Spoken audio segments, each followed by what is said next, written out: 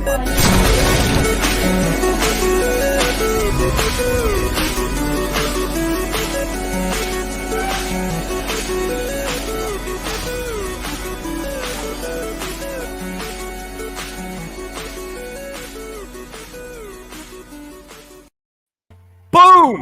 Wow! Back, baby!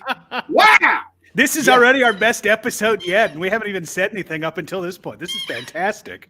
I might go ahead and admit that I've never been more proud of a video project I've never been more proud for you. No kidding. Yeah.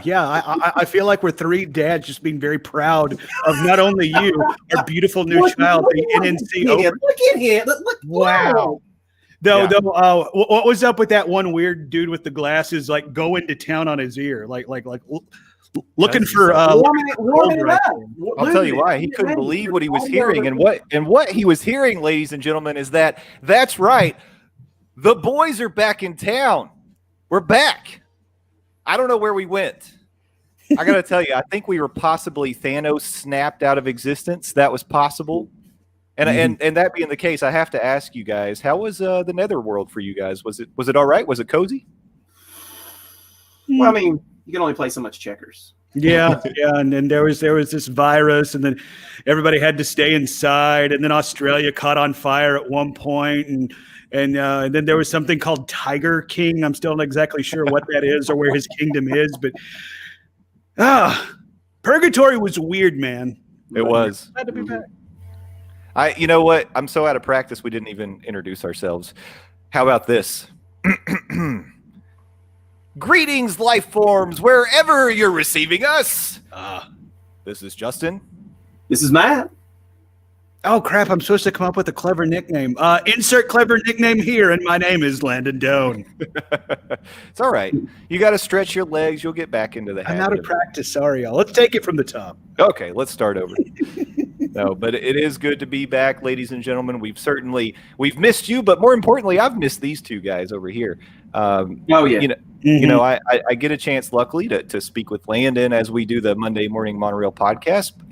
But really, outside of some texting and some, conversating here and there, I feel like I haven't seen Matt since I moved. Well, I really haven't seen Matt since I moved. You haven't seen him? No. And so it's just, even if we were doing nothing else, it's good to talk to you again, man. Yeah, it's glad to see you guys. I mean, when you said, hey, let's look at the revival, I pushed back the tear and be like, yeah, totally. Yeah, I'm in. Tough it up a little bit. It was nice to light that proverbial beacon and see the call responded to like Gandalf at with the morning light coming to save us at Helm's Deep. It's good to be back in the proverbial virtual cafe, guys. Yes, it is, and it's good to have Zoe here as well. As always, your sidekick. I love her to death, and she's quiet all day. But as soon as I sit down and this red light on my microphone goes hot, it's puppy time. Yeah. So I apologize, ladies and gentlemen. It's a good thing she's adorable. Yeah, she makes up for it with cuteness. Before we get into the matter at hand, which is really digging into, well, we've got like 2 years of nerd news to catch up on. So strap in, ladies and gentlemen. We're going to talk about every Marvel movie that's come out since our last episode and now. And the Star Wars. Buckle in. We'll be here a minute. Yep. And we're going to tell you what happens in Marvel's Black Widow. Even though we haven't seen it, we're going to speculate wildly. That's one of our favorite things to do. Absolutely. Much like we did when we went out to a free comic book day at I guess it's now Nirvana Comics. I think it was Nerdvana back then. We're going to give out fake spoilers for Black Widow. Oh man, I forgot we did that. That was fun. What were we spoiling? Was it Avengers Guardians of the Galaxy 2? Oh, Guardians of the Galaxy 2. I wonder if we were right about anything. I really doubt it. Well, I had seen Guardians 2 by that point, so everything that I gave out was purposely false because I didn't want anybody to be really pissed at. Yeah, that's true. No real spoiler. Although we should have thrown in a couple real ones and been like, "Come on." Yeah, like Groot's going to be an angsty teenager. That's ridiculous. Yeah. Well, ladies and gentlemen, we call this Nerd News Cafe not only because we talk about nerd news, but also because we always have a tasty drink nearby. So why don't we go around and talk about what we're drinking tonight? Matt, let's start with you. What have you got on tap? usually I came with some kind of soda water, but not tonight. This is a special occasion for a little Modelo. Ooh, baby. And a frosty mug. Very good. Always got to have a frosty mug. And by the way, nice choice on the Modelo Dark. Not the regular Modelo is a bad beverage in and of itself, but the dark is. Very good. Very good. Oh, hey, we got the Dillos in the chat. What's up, Dillos? People are in the chat. That's not open. You get out of here, you kids. Yeah, I don't know if it's Jen, Frank, or both, but hello. And anyone who's in the chat, make sure you let us know you're out there, and maybe we'll ask for a little interaction as we go. Landon, what are you drinking? Well, I do like to have my options open, so I'm starting with a little tasty. Here we go. Four Roses Kentucky bourbon. It's a big old big bottle. I'm not intending to get through this entire thing, but I mean, since we have everything that's happened in the last 5 years to talk about, we'll see. But I also have this fine pint glass, my official Simpsons drinking game glass, with a little bit of Coors Light. Nice. The silver bullet. Hey, you know what? Baking show. And if you're a longtime fan of this podcast, you know that we have a long history of the silver bullet. And remember, respect and fear the silver bullet. You have to. You hear the whistle, you get out of your house. It is the bullet that killed the beast. So. Yep. What about you, 3J? I, in my little Cyberman cup, you will be deleted, am drinking some of my favorite, a little throwback to the old days, Dead Guy. Little Dead Guy. Yeah. Nice. I love Dead Guy. I'm going to have a little sip right now. It's a tasty beverage if I do say so myself. It is a tasty beverage. What you all don't know is that before we started, I spilled that beer all over my notes and all over my table. So the whole room smells like beer right now, which I guess is all right. I mean, to be fair, I know I'm speaking on behalf of myself, but I'm willing to bet on behalf of you two. During our lives, there's definitely at least been a room that has smelled like beer 80% of the time. Some of it called it college. I continue to call it my daily existence. We've all been there. We've all been there. Some people have it in their car. You never know. I mean, hey, you know what?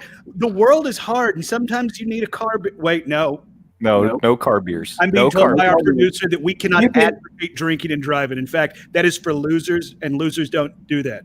So it's true. You can drink in your car though, as long as you leave the keys inside. That's what we'll endorse that. Sure? Question mark. I don't know what the situation is with COVID. I don't know. Yeah. That's better, but again, I don't know if we need to be advocating though. Well, I'll advocate. Well, guys, what have you been up to? It has been a long time since we've gotten together in the name of nerddom. Any highlights, anything you want to talk about before we really dig into what we brought ourselves together to talk about, which is, of course, the Disney Investors Day coming up shortly. But anything you feel is newsworthy or just want to maybe talk about amongst the group?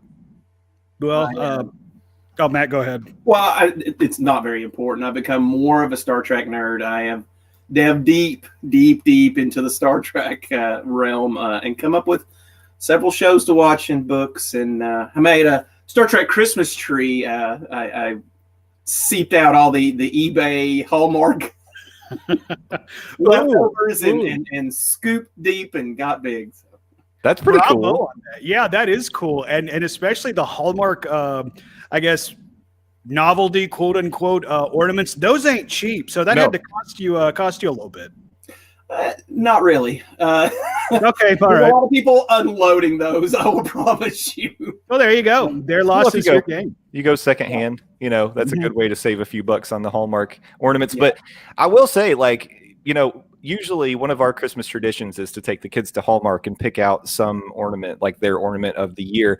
The Star Trek ornaments always catch my eye. They do a really good job with the Star Trek ornaments at Hallmark. So I know they've got some good ones. Some of them light up. They make noises. And if you know me at all, things light up and make noises. Then you're down. I got you. You're like a small child. Just I have to have it. Yeah. Absolutely. I'll send some pictures in. I've got it on a fiber optic tree. So when it's dark, it looks like it's in a nebula and you can see the little ships lit up. That's cool. It's nice. That is awesome. Bravo. Nicely done, man. Landon?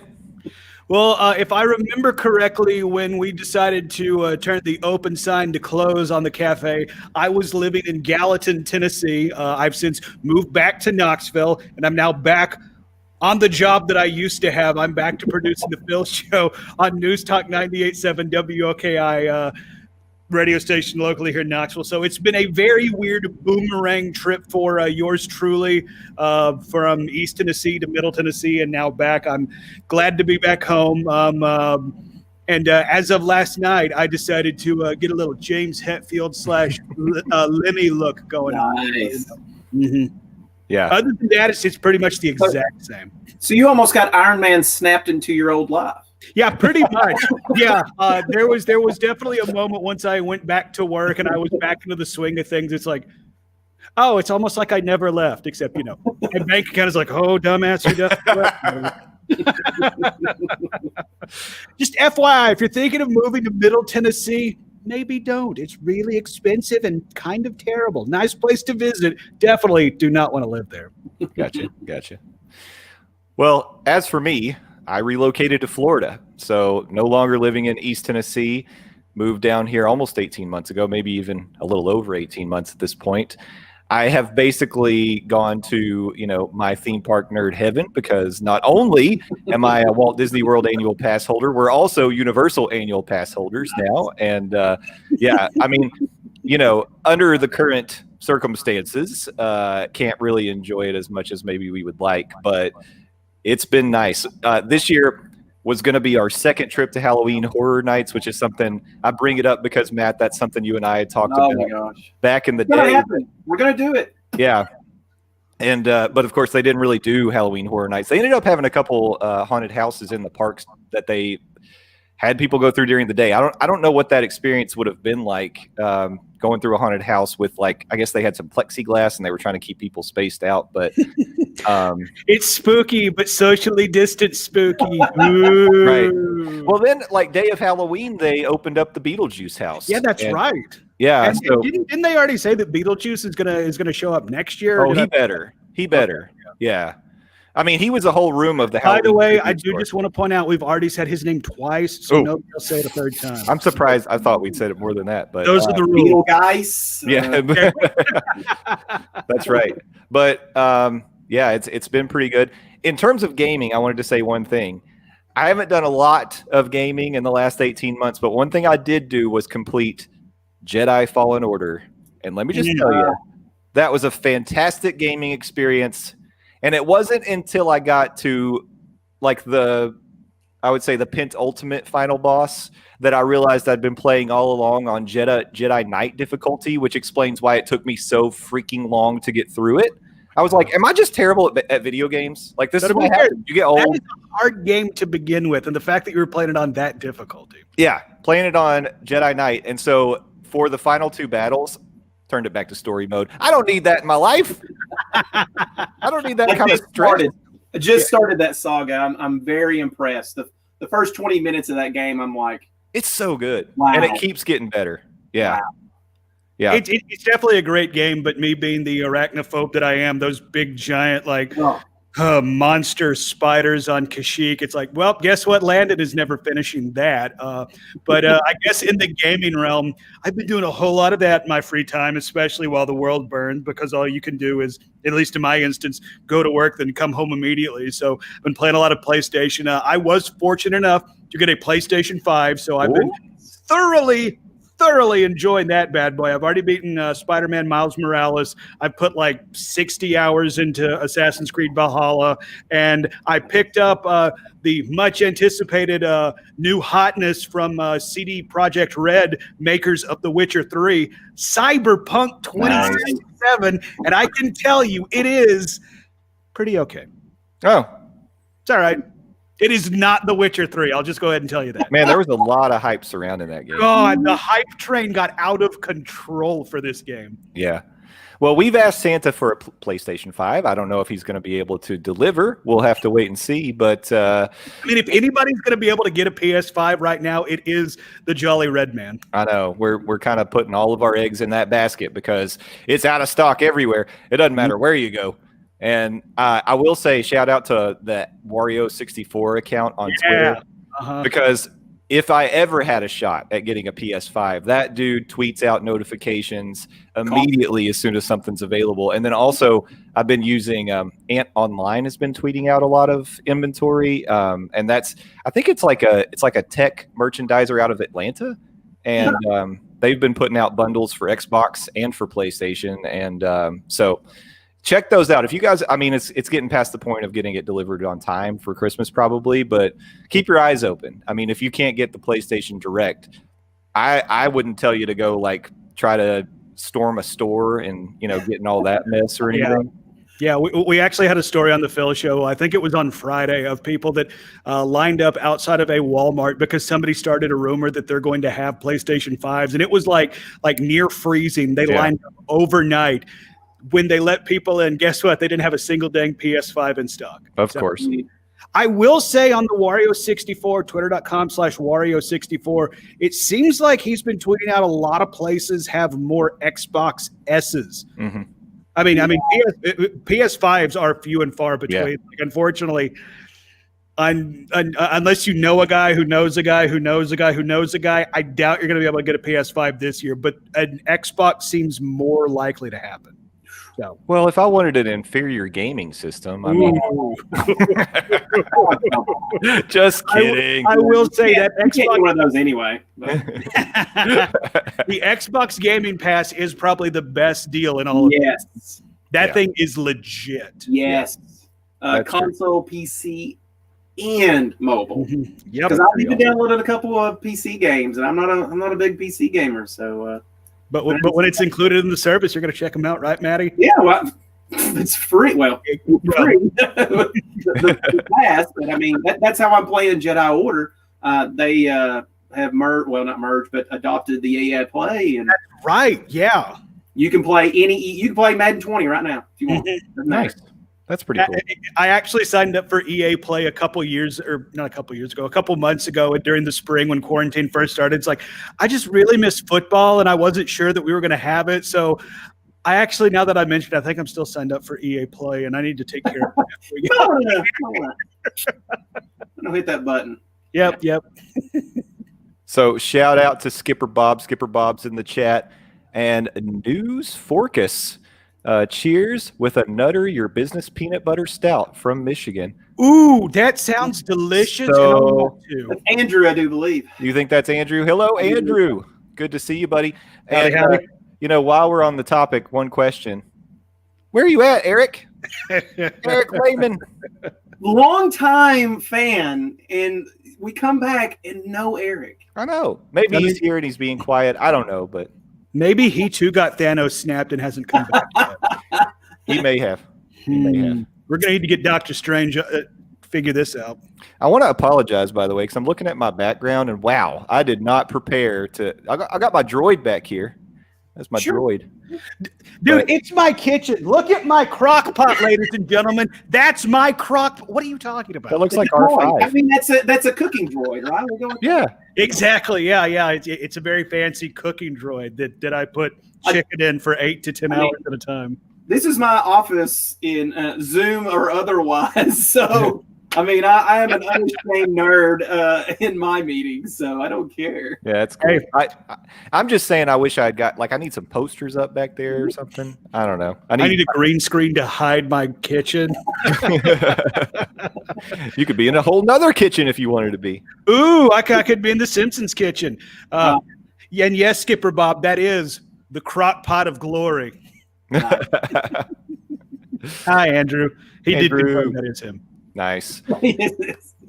Well, I am grateful that anybody is here. I didn't know if we would have people join us tonight because it has been a very long time since we have come together for nerdy podcasting goodness.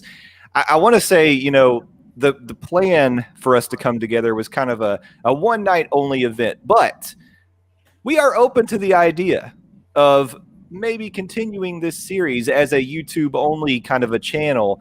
I may strip the audio at some point and put that somewhere, but we don't have our Podbean server anymore. The website is no longer up, but we've still got the Twitter and we've still got an email address. You can email us at nerdnewscafe@gmail.com. But honestly, with as much news as came out at the Disney Investor Day presentation, we just felt like it was almost like blasphemous if we didn't try to get together and try to talk about this. And so it was a great time to get back together, and hopefully, you know what, if this goes well, everybody likes it, and you know, we can maybe find some scheduling, serendipity. Then maybe we can do this. I don't know. Who knows what the frequency? I'm not going to commit to anything. I'm just going to say I know I personally would like it to continue and maybe do some more of these as we go. And I will echo that as well because I've missed having an outlet to talk about comic book movies and video games and stuff like that because I don't know if y'all know this. I have opinions on stuff and I like my opinions to be heard. Yeah. Really? I know. I'm just as surprised as you. Yeah, Skipper Bob, it was a dump truck of info. They're actually still announcing Star Wars shows right now. Yeah, Hold on. crazy. Hold on. We just got another one. Jabba's Farts Unleashed just got announced. I have no idea what that show's going to be about, but I mean, it's going to be exclusive on Disney Plus starting in the fall of 2022. Jabba's Farts Unleashed. But you have to get the 5D Scent-O-Rama to connect to your TV in order to get the full Jabba fart experience. That's what I hear anyway. Dang it! It's another premium paywall being put up on Disney Plus. Of course. Got to get all that money. Once again, Jabba's Farts Unleashed. But here's what we've tried to do. So we've tried to basically divide this up by studio or production studio and pick a couple of highlights, one or two things in terms of movies or TV shows that really spoke to or excited us individually. And then we've got kind of a hodgepodge of miscellany that we may talk about at the end. But I kind of feel like we should delay no further. Although, one update. When we started this podcast... We should delay no further. One more thing. One more update. Of course. When we started this podcast a long time ago, we were frequently doing a comic book corner, and I would always say that was powered by Nerdvana at the time, but Nerdvana Comics Knoxville, our friend Richard, owned that shop. And first of all, I just want to say to him, big congratulations, because Richard has a published comic book at this point. Yeah, he does. Nice.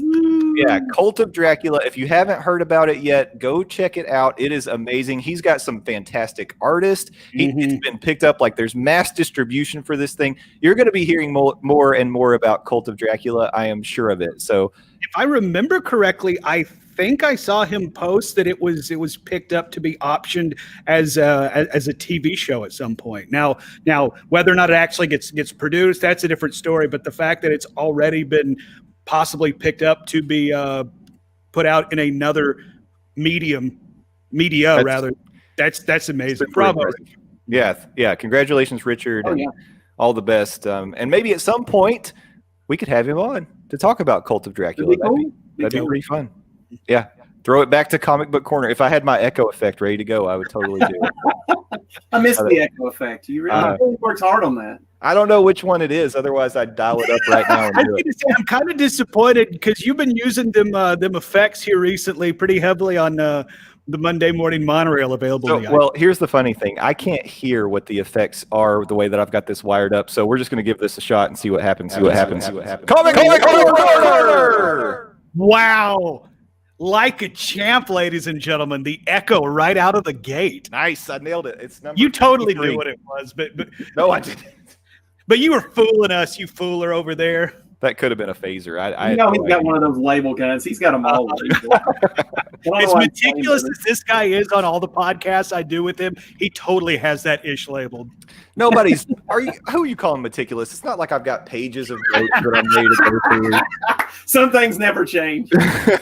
We already know they smell like beer. It's fine. Poured beer all over them. It's true. All right.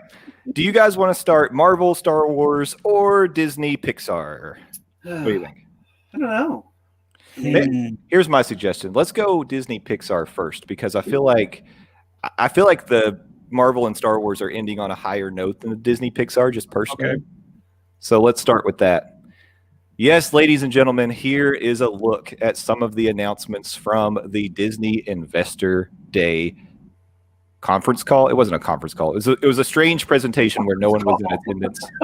It was kind of like a conference call, a 4-hour one at that, too. Yeah. Yeah. Ooh.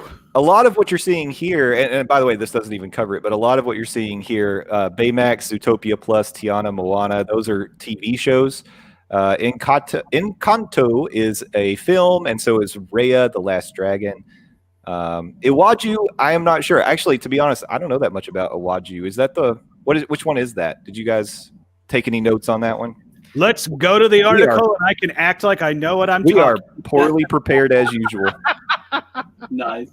It is an original long-form series made in partnership with Kawaiju Media and is premiering on Disney Plus in May 2022. Very good. Yeah. All right. But there were some additional things that came out, like by the way, Chip and Dale Rescue Rangers movie, starring John Mulaney and Andy Samberg.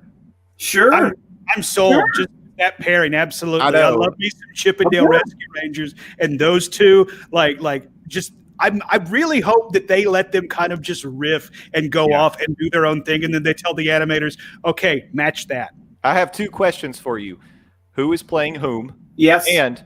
And will they pitch the voices up to sound like chipmunks? I feel like because it'll be strange. Like, do they want people to hear the Andy Samberg and John Mulaney voice? Is that going to be a draw, or are they going to pitch them up? I will tell you that Garrett, my son, he told me he doesn't think that they're going to do it because in the DuckTales series, they were just allowing the voice actors to use their own voices, and they weren't really changing, other than Donald, of course. But I mean, Donald is a voice. So I don't know. I think they will because Chip and Dale have high-pitched voices. That's kind of part of the deal. Maybe a little twang. Yeah. I think I'm going to go with Garrett here. I think, especially when you're bringing in characters as well known as Mulaney and Samberg. I mean, they're not The Rock or anything. I do think they're going. I see what you did there. I do think they are just going to let them use their voice. And by the way, I'm going to say Samberg plays Dale. And then you're going opposite. You're going opposite me. I think Samberg's going to be Chip. Yeah. Okay. Our real question is, do we get the original theme? Oh, they have to. What? It's going to be a redo, I think. Do for DuckTales? They updated it. I mean, if they want to meddle it out, cool. Or meddle it. But like James Hetfield, the boys are out there. Chip and Dale. Well, guys, honestly, how could it not be a Lonely Island cover of the Rescue Rangers? That's probably because, by the way, oh my gosh, that's exactly what it's going to be. It's going to be. What's the rating on this movie then? I think Akiva's directing it. I didn't write it down, but I think he's either helping with writing or directing it. So Lonely Island heavily involved in the Rescue Rangers reboot. But anyway, let's get to the stuff we picked because I'm not here to take up the time. None of us picked Rescue Rangers. Matt, I'm going to start with you. Tell us about your Disney/Pixar movie that you're excited about. I like Baymax. I mean, I thought Hero was really good. It was kind of out of the blue. I went and saw it in theaters, and I want to be back in that world. It was a cool technology world. I was like, let me see what that is. Yeah, and that's going to be that's a series though, right? That's a series. The movie was. I was kind of torn between Lightyear and Encanto. Is that it? Encanto? Yeah, Encanto. Why do I struggle with that? I don't know. You take Italian? Did I make that up? I've slept since then. Okay, fair enough. But you did take it. Huh? I'm blaming to Encanto because Lin-Manuel Miranda. We're doing so good. Sorry, ladies and gentlemen. We have like 9 years of Rust to kick off. Yeah. So anyway, I like it because of that guy of Hamilton. Yes, the Hamilton guy. The Hamilton guy. Yeah, I'm sorry. We're good. But yeah, I'm more interested in that because I just feel like he does great musicals, and you give him a Disney platform, and it's going to be a lot of fun. And I enjoyed Coco. Yes, Coco was very good, of course. Coco was so good, and I don't have a whole lot of view on that culture, so it'd be fun to see more. This is Colombian, I think is what they said. So Yeah, that's awesome. And by the way, Lin-Manuel Miranda responsible for the music of Moana, which is some of the best, in my opinion, it's some of the best Disney animated feature music we've gotten in a long time. I loved it. That one song where Moana is singing about how she has to go out across the sea, cry every time. I was thinking of your I just cry at the drop of a hat now. I was thinking of You're Welcome, but Well, that one's good too. That one only makes me cry like 30% of the time. I like the one with if we're picking out songs we love in Moana. That's what we're doing now. Where the people are talking about crossing the sea and traveling and all that. Yes, there's a lot of good music, but yeah, Encanto should be good, and then Baymax. I'm gonna say I didn't join the Big Hero 6 train. I actually only saw it all the way through maybe 7 or 8 months ago. Really? Like, I don't know what it was. Like we actually started it at one point, years and years and years, and something made us. We stopped it right when Hero's brother gets killed. Spoiler. Yeah, that's rough. I mean, that part of the movie is very, very hard to the heart. So, but I do love Baymax. I love Hero. And that world is cool. And so I think it'll be interesting to see what they do. San Fran, Tokyo, I think it's called. Something like that. That's why I like it. There's a lot of crossover and fun and nuance. And absolutely, yeah. They're doing a lot of fun stuff. So. Love the aesthetic of that kind of the cross of West and East. So cool. Yeah. Landon, what about you? Characters are really awesome. Sorry. Yeah. Yes, I agree. Now, tell me about your Disney Pixar picks. He might be Frozen, so maybe I have to tell you about my Disney. He likes the new Frozen 3 that's coming out. Oh, well, you can't. # real men love Frozen. Well, while he's working on getting unfrozen, my picks, well, for TV, I'll start with TV. For Disney Pixar, I picked Win or Lose. And the reason that I picked this is because I'm reading my notes, ladies and gentlemen. This is Pixar's first ever long form series, which is exciting. And it follows a middle school softball team in the weeks leading up to a championship game. Oh, he's coming back. And every episode is told from the perspective of a different character. So, and I, Landon, you're back. You're muted, but you're back. Can I unmute you? Let me try to unmute. Unmute yourself. Click the button. Unmute yourself. There's a button you got to click, my brother. There you go. Yes. All right, and we're back. Sorry about that. My computer decided to go crazy. That's okay. I was going to do a hard reboot. I jumped ahead of you in line. So we're talking about Win or Lose. And by the way, I teased earlier that I found out that as I was putting notes together for all my picks, there's quite a theme. There's only one that doesn't fit the theme, but this one is definitely in the theme of girl power. Basically, I think almost everything I picked is going to fit into this category. So for Win or Lose, it's a girls softball team, and it's supposed to be really kind of exploring the stories from a different character's perspective every week. So I'm pretty excited about that. Yeah, and I believe this is Pixar's. Well, it will be their first series. Yeah. Because I mean, they've done the movies, they've done the shorts, but to have like episode 1, episode 2, episode 3. Now, that's not to say there hasn't been shows based on Pixar properties. Like I'm sure like there's like Toy Story Babies or something stupid that aired on the Disney Channel or whatever. But that wasn't made by Pixar. Well, of course on Disney Plus you've got Forky Ask a Question. That was all right, but I'm gonna be honest. The less said about Toy Story 4, I think, the better. Well, fair enough. I'm a fan of Forky. I'll just say it. I think he's cute. I thought it was okay. Yeah. All right, my movie pick is Raya the Last Dragon. Now, there's a lot of reasons I picked this one, but mainly it's because I'm really excited that Kelly Marie Tran is going to get the opportunity to star as Raya in this film. And then the dragon named Sisu is voiced by Awkwafina, who I think is hilarious. And this is the first Disney animated feature to have a Southeast Asian princess. Here's something I thought was kind of interesting. It's directed by Carlos Lopez Estrada, who up until now is mainly known as a Mexican music video director. Okay. Well, in order to make sure he's successful, his partner in directing is Dan Hall, who's responsible for Big Hero 6, Meet the Robinsons, Moana, Princess and the Frog. This guy has got quite a list of accomplishments, and I think he's going to help Carlos quite a bit. So I think it's going to be fine. This is going to be the interesting thing about this one. It's going to premiere in March in theaters and as one of those premiere options on Disney Plus for $30, as Mulan was before it. Let's talk about that for just a second. $30, too much? Yeah. What do you think?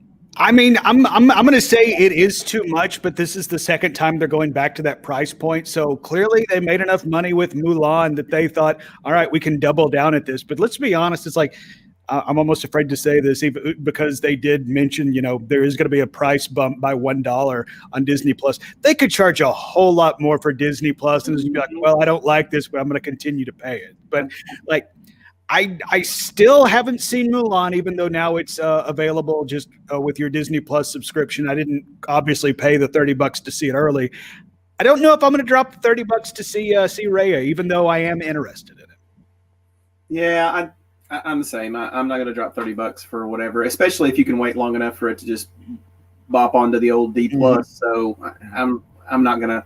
Now, not to say that if you're super excited about it, pay the money. Absolutely. I mean, you obviously know where it's going. So, yeah, I'll say for us, the way that I look at this, I think $30 is a deal because, I kind of look at it from the perspective of if I'm going to go see a new movie in the theater with my family of 4, that's true. We're not coming out of there spending less than $100. I mean, unless we're going to like a dollar movie or something. Are there dollar movies anymore? Unless we're going like a matinee or a secondhand like $5 movie or whatever they are. But like, you got to get the buttered popcorn when you go to the theater. You got to get a big cherry Coke when you go to the theater. 96-ounce Coke, of course, that they charge you like $15 for. Yeah. So I mean, you add in the snacks. You add in maybe some Sour Patch Kids as well. Gas money to drive the theater, all that stuff, time invested. $30 is a deal for me and my family to see a brand new movie. But I see, like, if you're by yourself or just a couple, and maybe you might sneak candy into the theater, who would do such a thing? Then $30. Oh, wait, crap! I'm not supposed to admit to that. No. $30 is steep, right? So, I think. I see your point. I mean, we talked about this a long time ago as home theaters developed and got bigger and better, and TVs and sound systems have gotten cheaper and cheaper. And then with everything that we've all been dealing with in the last, we're getting close to a year, aren't we? Yeah, it is. Yeah, it feels like 6. So, but I get the $30 price. I understand it. I just don't know what you get with that. Do you get to watch it as many times as you want to? Is it a pay-per-view 24-hour situation? You do get to rewatch it. I don't know if there's a time limit on it, but I think the way that I think it works is once you purchase that premium access, then you get it because eventually I think it ends up being free, like after a certain amount of time anyway. Yeah. So I would imagine so. Mulan ended up going that route. We got Andrew in the chat saying 30 is probably the most we'll pay for the movies we'd go to the theaters for. And so Disney apparently found that sweet spot where people are like, this seems expensive, but I'm still going to pay it. So I would pay it for a new Star Wars movie. Mm-hmm. Yeah. I think the kids' movies, maybe not me, but I could see myself absolutely paying for a Marvel movie. Yeah. A Lucasfilm, as they're calling it. Right. I mean, I say no, thank you. But let me tell you, would hand that money over handedly at their face. Yeah, I'm going to be doing that on December 25th when Wonder Woman 1984 goes live on HBO Max. I'm going to sign up for HBO Max to watch Wonder Woman 1984.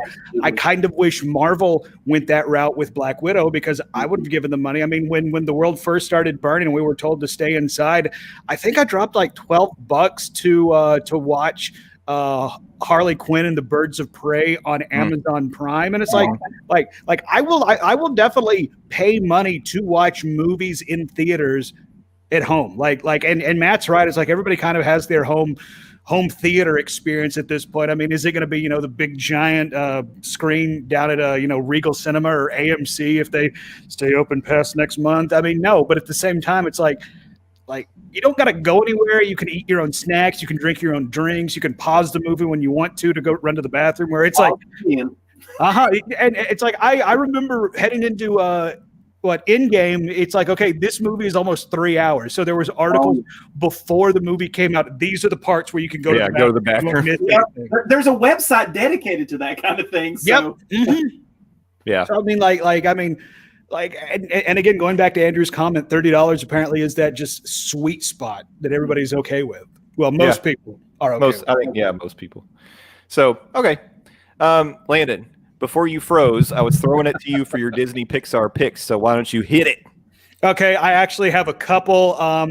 For the show aspect on Disney Plus, I want to highlight Zootopia Plus because Zootopia was one of the more pleasant surprises for me because I'd never seen it until Disney Plus launched, and I just loved the characters. I loved the world it was in. I loved the stories it was telling. I loved the cast, and that's another reason I'm looking forward to Zootopia Plus is hopefully that the cast, particularly Jason Bateman, will return because I love me some Jason Bateman.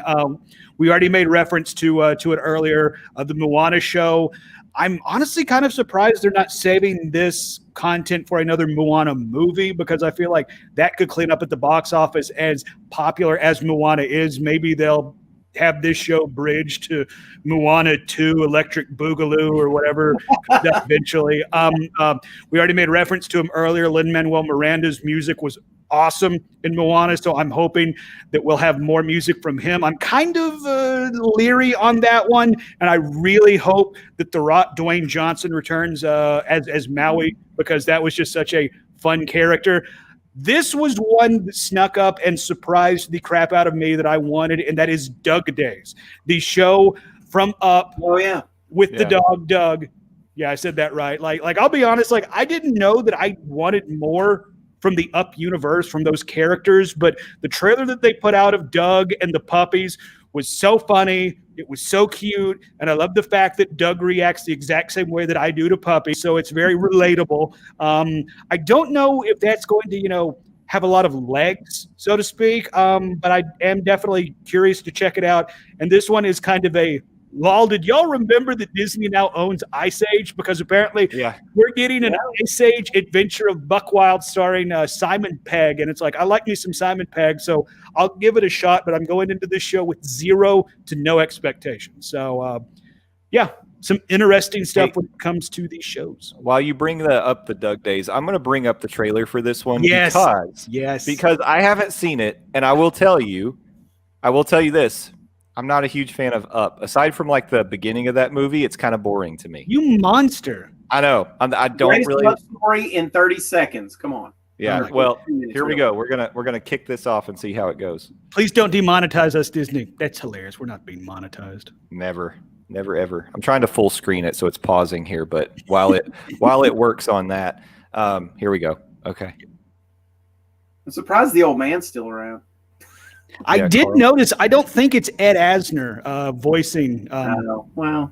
Is Ed Asner still alive? Yeah, he's pretty active on Twitter. He has opinions about the current administration. I'm sure he does. A lot of people do on Twitter. Well, those are some cute puppies. Yeah, they are cute puppies. I like Doug. I like the Up world. I really like the grumpy old man. When he stopped being grumpy, I was like, okay, well, the movie's over. So, you didn't like it when he had a softer heart. Well, I liked him having a soft heart, but I really like a good, strong opinion, obviously. But yeah, well, it is more fun that way. It is fun that way, and then these dogs look like they look like bow buns. They look like the what are they called? The things Luke Skywalker's little hideout. Porgs? What, porgs? Yeah, porgs, yeah. Oh, don't say that because Jay loves porgs. I hate them. Okay, so that was Doug Days. Like I think that's adorable. And we weren't able to hear the sound, but at one point when the puppies start messing with his collar, it starts going through the different languages, and I thought that was really well done. But yeah, it's like I have more expectations for that than I do Ice Age Adventures of Buck Wild. But like I said, I don't know if it has legs to go super far. When it comes to the movies, I'm going to talk about Lightyear, because I love the characters in Toy Story, particularly Buzz Lightyear. The more they can get away from Toy Story 4, I think the better. Wow. Because I really did not like Toy Story 4. In fact, I had completely forgotten I'd seen Toy Story 4 up until a couple of days ago, and now I'm kind of angry that I rememred it. Oh my gosh. Yeah, I did not like Toy Story 4. Wow. Okay. Yeah. Wow. Yeah. Hot take, ding dongs. And I like the recasting of Tim Allen to our captain, my captain, Chris Evans. I was originally curious how they're going to get from, him being an actual space galactic ranger or whatever to being a child's plaything, as Woody so eloquently says. But apparently, my understanding is the toy of Buzz Lightyear was based on a cartoon or a property or a quote unquote real person. So this is going to be the story of that, not the story of him going from space to Andy's room, which right. It's like I said, I love everything about Toy Story except Toy Story 4. And then the other movie I want to talk about is Turning Red. Oh yeah, interesting. Yes, a very bold decision from Pixar to be basing a movie around a teenage girl going through puberty, and just knowing what the movie's about, that kind of gives the title a different connotation. But I do like how it's being positioned as an Incredible Hulk, but cuter, because when this teenage girl gets excited, she turns into a giant red panda. It's like, I don't know if this is going to be good. It can't be any worse than Cars, but I'm very interested to see how this turns out. Another hot take. That shouldn't go through that gun you're firing off. That shouldn't be a hot take. Cars sucks. That's a pretty hot take. I mean, they wouldn't have built a whole land at California Adventure if people didn't love the Cars franchise. It has a huge following. Yeah. Just because it has an attraction means it's so It's not an attraction. It's a whole land in the park. Yeah, okay. Ooh. I like Cars. I think Cars was fun. I mean, now Cars 2. Cars 2 is a different story. Yeah. Cars 3, they tried to make up. They almost got there. Yeah. And then they had a spinoff, Planes. That, and by the way, is not even Pixar. I don't even think it's Disney. Is it Disney? I don't even know. Disney. I don't think so. It's not on Disney. If it's not on Disney Plus, it's not real. That's right. That's their story. They're sticking to it. Song of the What? No, never heard of it. No, yeah, exactly. All right.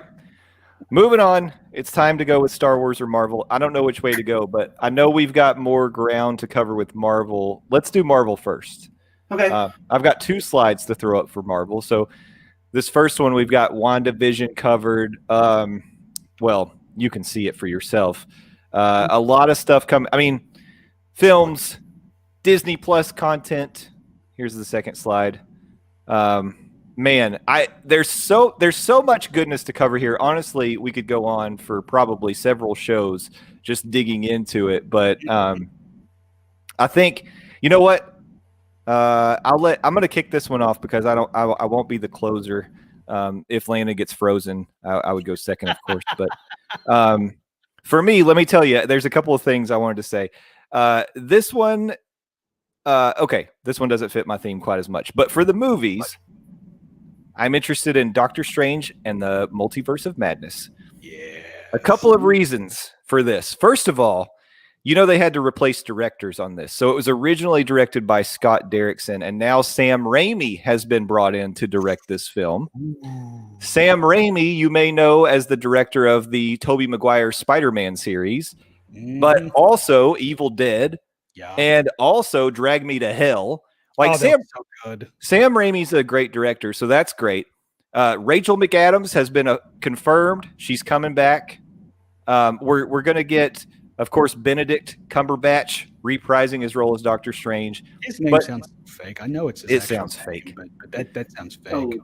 But even Cumberbatch is what you wear with a tux, dummy. Binglebon Cumberbun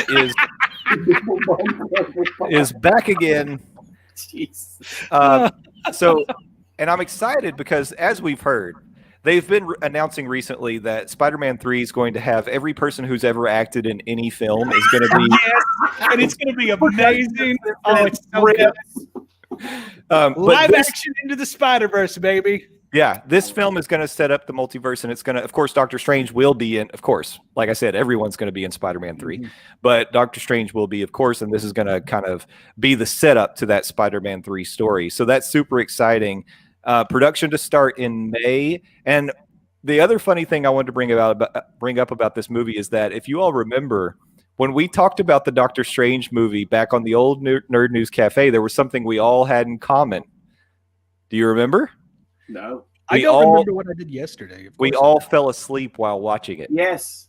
That's right. I knew that was my shame. I didn't know we all shared it. Yes, we did. I fell asleep in the theater. I have never fallen asleep in the theater. I fell asleep in the theater watching Doctor Strange. And a paid for nap.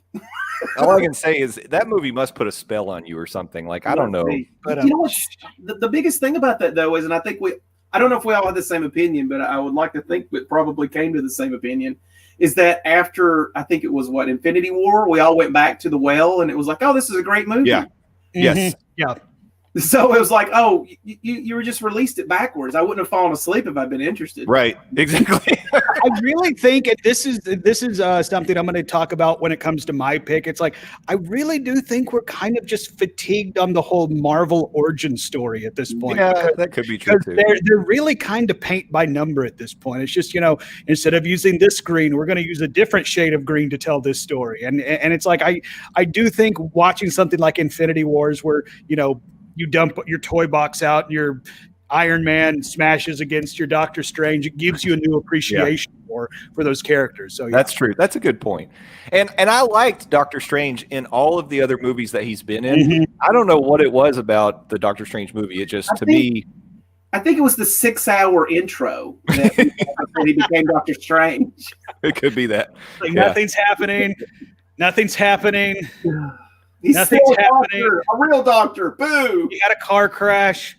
Okay. Nothing's happening. Okay. Oh, look, Rachel McAdams. Yay! And she's gone. And gone.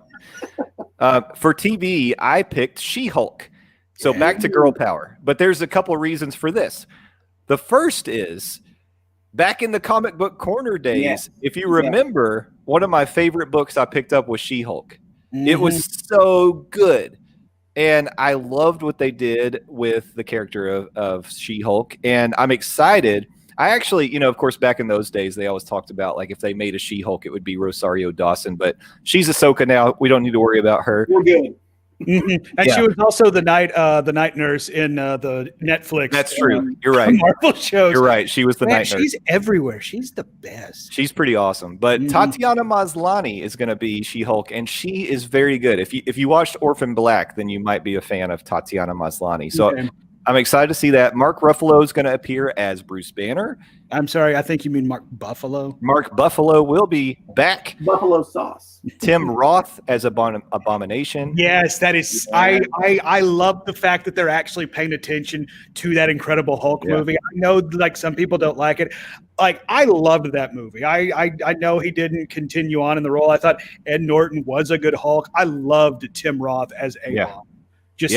So awesome that they're bringing A-Bomb into the actual MCU. And very interesting. This is going to be a comedy series. So I love the idea of that. Yeah, the books I was so into her being the lawyer for these, mutants, or did they say mutants in She-Hulk? No, I don't think they called them mutants. We'll say powered people. Yeah. Whatever they were calling them at that. But I was so interested every week you talking about that book and, like, how she was dealing with all of them. And she was like, trying to stay calm, trying to stay in this realm, don't get angry. I'm just like, I'm with this person. I understand exactly what she's going through in a work day here. Oh, yeah. I mean, like originally when you hear it's going to be a comedy series, like, oh, that's kind of surprising. But it's like, I forget who was writing She-Hulk when we were talking about it in Comic Book Corner in the, the original. in the before time. But I recently got the Dan Slott She-Hulk Omnibus, a little Christmas gift for myself because it's so dang good this year. And there's a panel where Jennifer is being fired from her law firm. It's like, yeah, somebody broke the photocopier, taking a Xerox of her butt. It's like, well, how do you know it was me? I think that's ridiculous. It was a color printer. Oh, so I mean, it's like there's comedy built into the character of She-Hulk. So it's like, yeah, good pick on that one, dude. Thanks, man. Why don't you go next, Landon? You're in the 2 spot. Okay, I will go with my TV picks first. Again, I say picks plural because I went overboard a little bit. You cheater. I'm a cheater. Sorry. If you've been listening to NNC in the past, this shouldn't really come as a big surprise to you. I was a big fan of Matt Fraction's Hawkeye comic book, so I'm going to go with Hawkeye here. Okay. I really do hope that this show does take inspiration from the previously mentioned Matt Fraction's Hawkeye run. That is still one of my favorite comic arcs period I've ever read. And I love the fact that they're introducing Kate Bishop into the MCU, played by Haley Steinfeld, who might be taking a bigger position in the MCU going forward as the new Hawkeye, because at some points in the comic continuity, Kate Bishop does take over as Hawkeye proper while Clint goes off and does Clint Barton stuff. And since the public is kind of turning on Jeremy Renner, I wouldn't be surprised if MCU higher ups, your Kevin Feige's and stuff like that, they do pivot to bring on Kate Bishop, because Kate Bishop is having her profile, so to speak, raised not only in the Marvel comics themselves, in the Square Enix game Avengers that came out a couple months ago. Just this past week, there was DLC coming out, and it's the Hawkeye pack, and you're not playing as Clint Barton, you're playing as Kate Bishop, who, spoiler alert, is trying to go save Hawkeye. So I do think there is kind of a concerted effort across all fronts to bring the Kate Bishop's profile up. So I would love to see her take a bigger role in the MCU, and I do think that this Hawkeye TV show is that first step. Another show that I'm really interested in is Falcon and the Winter Soldier. Mm-hmm. The trailer that we saw, like when this was originally kicked around and announced, it's like, oh, this is going to be a buddy cop show because Bucky and Falcon, they played off each other. They kind of had this love-hate, mostly hate relationship that we saw in Civil War and stuff like that. They clearly respected each other, but at the same time, it's like, hey, can you move your seat back? No. I hate you so much. And like they. Bucky and why am I blanking on Falcon's name? Oh, this is killing me. And I'm terrible at names, so you're not gonna get any. This was a game that if you all are like fans of NNC, you will remember. We couldn't remember anyone's name ever. So chat, help me out. What is the name of Falcon? There was so much Googling that went behind. Oh my god! Well, speaking of Google, I'm gonna do some of that right now. Googs! Yeah, bring back the Googs. Yeah, I'll tell you this, Landon. Before I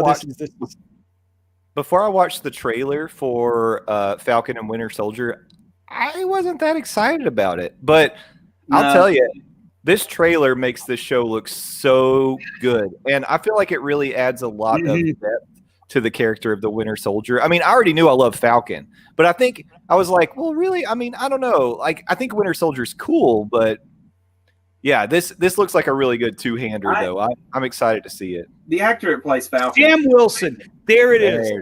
Google. But it's like amazing. Like as the trailer we're seeing, it's like I thought originally this was going to be more buddy cop, haha, like a Lethal Weapon type thing.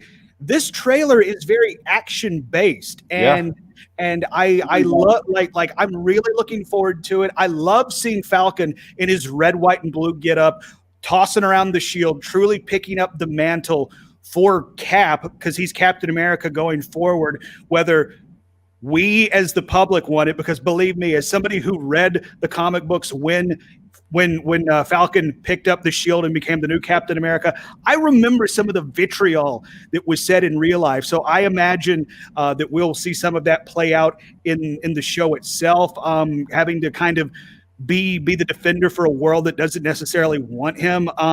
Seeing the return of Zemo from Civil War, that one caught me hard. Like, what? Okay, I'll be honest, we never saw Zemo get locked up or die, so of course he's still running around in the MCU. And then finally, I want to talk about What If, just because like What If? Oh. Like growing up, some of my favorite comics were the What If series. It's like, what if Spider-Man trained with Wolverine, and instead of being, just a stupid nerd dork who had principles, he was trained to be the world's best assassin. And the story is Spider-Man and Wolvie going around the world killing people. It's like I love the What If story. So like this could be bonkers if done right, and it really does feel like they're going to let Marvel really kind of just pull out all the stops and do whatever they want. I love the fact that most of the cast, if not all of the cast of these, high-profile characters are coming back. I think it's already been announced that RDJ is going to be back to reprise the role of Tony Stark in some episodes. And sadly, this is going to be the last role that Chadwick Boseman recorded as T'Challa. So, Wakanda forever. With the trailer we saw, what if T'Challa became Star-Lord? Which, that story right there, holy crap, that right there alone is enough for your Disney Plus subscription. I want to see how that plays out. So I'm very much looking forward to that. I think it being an animated show is going to let them just go buck wild, not Ice Age, The Adventures of Buck Wild, just go crazy with whatever they want to do, as opposed to, having to get CG budgets and stuff like that. So I'm really looking forward to What If. When it comes to the movie role, I got two, again, because I cheat. Captain Marvel 2, kind of going back to what I said on Doctor Strange. I'm excited to see what this story can be told without having the shackles of an origin story on it. The paint by color kind of formula that we've gotten when it comes to the MCU origin stories. I'm excited to see what they can do with the character of Carol Danvers when it doesn't have to tie directly into the Infinity Wars, where it leaves us on the doorstep of Thanos coming to mess stuff up, so to speak. I'm excited to see them continue to grow the galactic side of the MCU. I mean, obviously the Guardians and I guess Thor as well has done some of that, but I think Captain Marvel is going to be, even more grander on that scale. And guys, do you remember when we were doing NNC in the before time? I used to say, blank is my homeboy or blank is my homegirl. My homeboy was Miles Morales, who has since gone on to star in an Academy Award-winning movie, Into the Spider-Verse. You remember who my homegirl was? Absolutely. I know it was Miss Marvel. Yeah, it was. But which Miss Marvel specifically? Kamala Khan. Kamala freaking Khan, y'all. Kamala Khan is coming to the MCU. Mm-hmm. I'm pumped to see that. She's going to be in in Captain Marvel 2, which is the perfect way to introduce her because she is a massive Carol Danvers fangirl. Speaking on that Avengers game I was talking on earlier, that is a Kamala Khan story. Kamala Khan is the star of that game, and after I think it's called A-Day, where something goes horribly wrong and the Avengers break up, it's Kamala Khan's job to get the band back together, much like we're doing tonight, though we didn't need Kamala Khan to do it. So Kamala, holla at your boy. I would love it. So I'm very excited to see the introduction of Kamala Khan. She's going to, I assume, play a very prominent role in the movie, and then she also has her own spin-off show coming as well, so I'm super excited. It is time for my girl to rise up, and I'm here for it. And then if Disney can't get this right, it's time to finally retire this Fantastic Four. Baby. Throw them up, whether it be for the Horsemen or the first family of Marvel. The Fantastic Four is under the House of the Mouse umbrella. Finally, Marvel Studios is going to take a crack at it. And like I said, if they can't get it right, nobody can get it right. Because remember, Marvel Studios, they made a very successful franchise out of a talking raccoon and a tree that says I and am and Groot in that order. Like Rocket Raccoon was bigger than Mickey Mouse there for a couple months. And I have high hopes for this. The MCU has had a hole without the Fantastic Four there, just because, I mean, like, especially with the mind of Reed Richards. I mean, he's one of, if not the smartest minds in the MCU.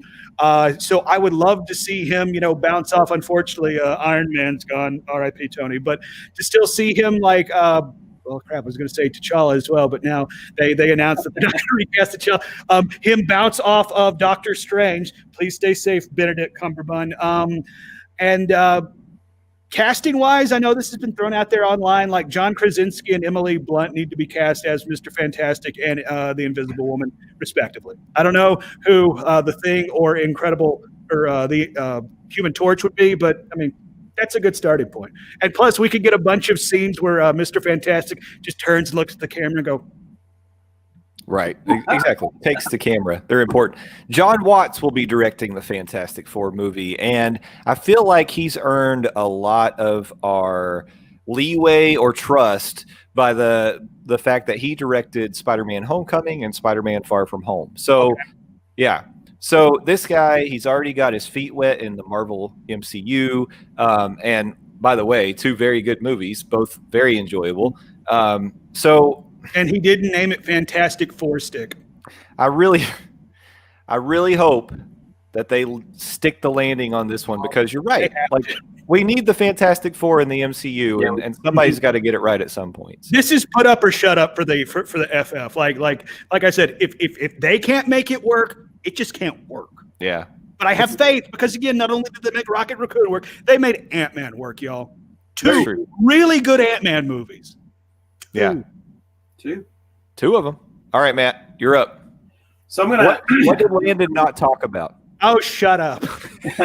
Well, no, and I tried to keep a lot of those open because I can feel the Kamala the Kamala heat. Oh yeah. And I was like, I dare not touch that one. Yeah. So I knew Landon would drive over here and put both hands around my neck if I even put that in mind. So yeah, exactly. So I'm going to start off a little slower and build the lead, but Guardians of the Galaxy 3 and their holiday special with James Gunn, baby, he's back. Yeah, the gun is back and it's loaded, and he is lining it up. I just introduced the smallest one in our family to both Guardians of the Galaxies, and she enjoyed both of them. Of course. Her favorite was Raccoon and Drax. So very good. Yeah. Guardians of the Galaxy, the holiday special is very interesting to me. Yes. I hope they go crazy with it. I hope it's bizarre. Like, I just them, and throw Thor in there if you can get him in. Oh yeah. I mean, that mixture and how that whole cast relates to each other as they do, the team and everything is so good. It's so funny. There's so many moments that are quotable. I just, I'm super excited about a holiday special. Yes. Yeah. Like, and we can thank Taika Waititi for making Thor an enjoyable character, because very true. Freaking Ragnarok was an amazing movie. I'll be honest, the first 2 Thor movies, in retrospect, kind of trash. Yeah. First one was okay. One was okay, but they had these weird Dutch angles where it's like, all right, and action. Yeah. Yeah. That was at the time where we just had Iron Man and we're trying to build this seriousness. And I mean, I was a very big Thor, hater. I was like, what a stink pickle they're rolling out to the theater, And I mean, they didn't let me down with 2 when they curled that one out. Oh my God. You talk about a nap. I'm not saying it's a cure for insomnia. It's a cure for insomnia. That movie is so boring. I went and saw Dark World back when there were things such as dollar theaters. I paid $1.25 for that. I still thought I paid too much. Yeah, I want a refund. Yeah, they weren't great. Shout out to Doctor Who actor Christopher Eccleston, because he was the bad guy, and I enjoyed seeing him show up in the film. But Ragnarok was amazing. Yeah, Taika Waititi brought that back from the edge of death.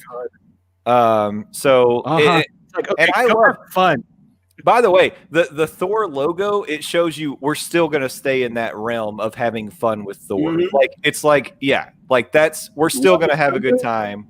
What does that tell you? That says this is a good time. Yes, exactly. So I am curious with him being tabbed to do his own Star Wars movie, if he's going to be started to kind of have to pay 60% attention over here, 40% attention over here. Oh, he'll be fine. That Star Wars movie is so far in the future. The next one we're getting is 2023. So I bet Taika Waititi's Star Wars film isn't going to be until like 2025 or something. So yeah, okay, fair enough. Yeah, so he'll be walk fine across the lot. So yeah, exactly. It's all the same.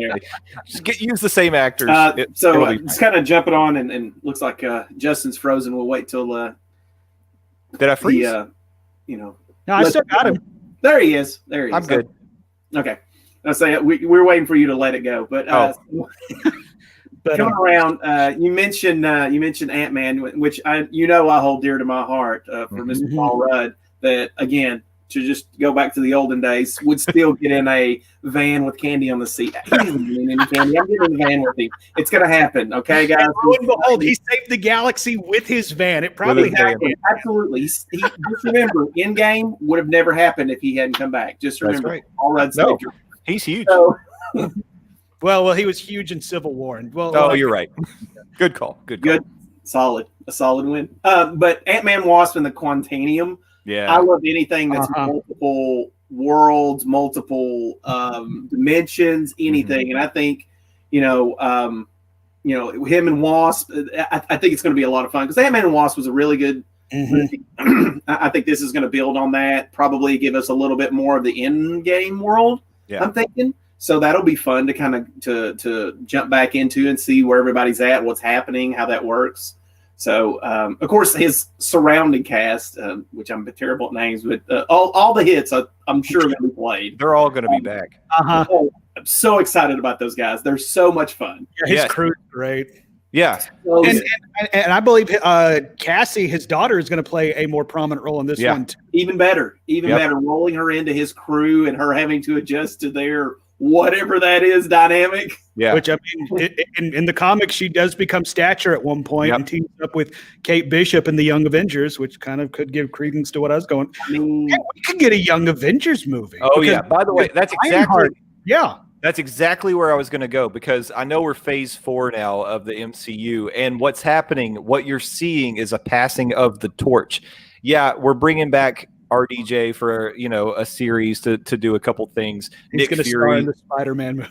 Yeah, Nick Fury's going to be back in and we've got everybody's coming back to do their thing, but also there's this rise of the next generation, right? So Miss Marvel's coming up. We've got Kate Bishop hopefully coming up. She-Hulk. We've also, by the way, you got to keep your eyes open for Ironheart. That's exactly what I was going to bring up because she is the next one in that very advanced armor suit to take over. And I mean, I'm excited about it, right? I'm ready to see that Torch fast. Let's look at the blind spot of X-Men that hasn't been answered or talked about. I mean, at any point in time, they can inject them in any of these movies, in any of these series. So, I mean, and then you bring in the X Factor and all the, Uncanny. I mean, you can go nuts now that they own that. So, I mean, huge. So even speaking on the X Factor part of it, I would really love to see Disney lean into a hard R action Marvel movie, and it's like we kind of got an announcement at the conference call this past week. It's like they announced 4 seasons renewal for It's Always Sunny in Philadelphia, a very very mature comedy, which by the way.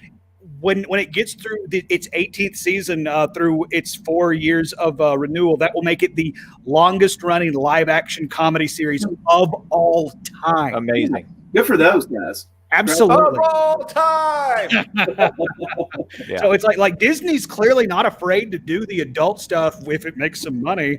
And I really think if they went for the hard R action, almost like John Wick or an Expendables type X-Force type movie, I think that would print some dang money. That would be so good. Like me and Jay, we've kind of jumped on your answer. Get back in here. No, it's fine. I mean, and you can throw Deadpool in there too. There's the question of what the next one's going to be.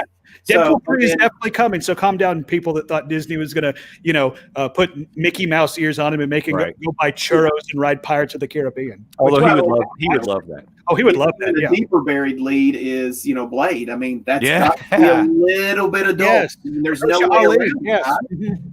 Mahershala Ali is going to be Blade. I'm excited about that. Oh my gosh, I'm so ready for that. I'm so ready for that.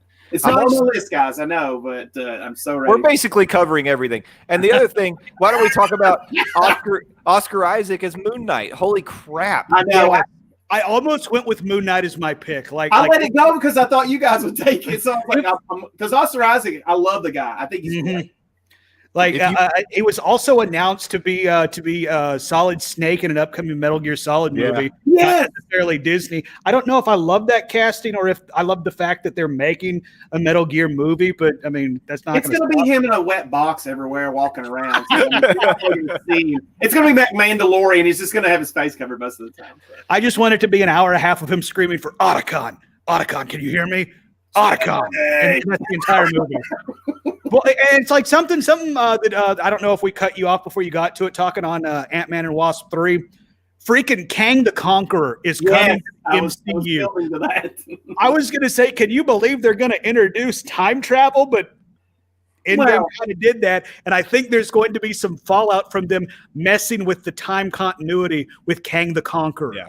I think that's going to how they come on Kang's radar, because Kang is one of those Avengers like top tier villains. So I'm kind of surprised to see him debut in an Ant-Man movie and not necessarily against the Avengers themselves. But what's not to say this isn't like Loki in the first Thor? He's introduced, but then pops back up to fight the entire dang team in an Avengers movie. Exactly. Yes, that's what I think. Time travel and Loki, because that is my big one for Disney Plus is Loki. Ooh, yeah. That trailer, and I think Justin, you told me you weren't super excited about it. You were okay. You were like, oh, this is going to be okay. Maybe it was you, maybe it was someone else, but that trailer is everything to me. I love every moment of that. I like Tim Hiddleston. He's so good. He's so snarky. Tom's good as well. Sorry, Tom. God damn it. We all know that I'm not going to get these names right. But I've already established names aren't important, Matt. It doesn't matter. It doesn't matter. He's Loki. So, but my jaw dropped at the most stupidest part is learning that's Owen Wilson in that elevator. Yeah. And I was like, is that is Owen Wilson? Yeah. Ka-chow. He get old. I got old. We got old. And apparently he works for the TVA. That's you're in my backyard. I know. A TVA was like Kissy Valley Authority. Way to come down. I always knew they were up to something, though. So it kind of explains. Yeah, clearly they're up to something. Yeah, absolutely. But yeah, that it looks good. So good. Yeah, and also that trailer has a shot of the Marriott Marquis in Atlanta where Dragon Con is. And by the way, Dragon Con, I really hope we can eventually do that again. Back to it eventually. Yeah. Wear your masks. Yeah, it looks good, and it looks very trippy, but it looks so good. And I will tell you another thing that I hadn't watched a trailer for until this past, just actually the last few days, is WandaVision. I had no idea what we were going to get with WandaVision. It looks so trippy. Amazing. Yes, I can't wait. I can't wait. And I mean, the love story between those two is really good too. I mean, if that's what you're looking for. Well, I'm always looking for a love story. Something to bring a tear to the eye. You want to pull it close. Yeah. Yeah. But no, it looks great. I mean, we just got a glimpse of their relationship, when was it Infinity War or Endgame? Endgame, yeah. Endgame, very quickly they're walking around the city and really enjoying some time off, and got just a snippet of it, and then to roll them into this and see what they can really do as a full show. I think it'd be fun. Oh my God. It's going to be so much fun.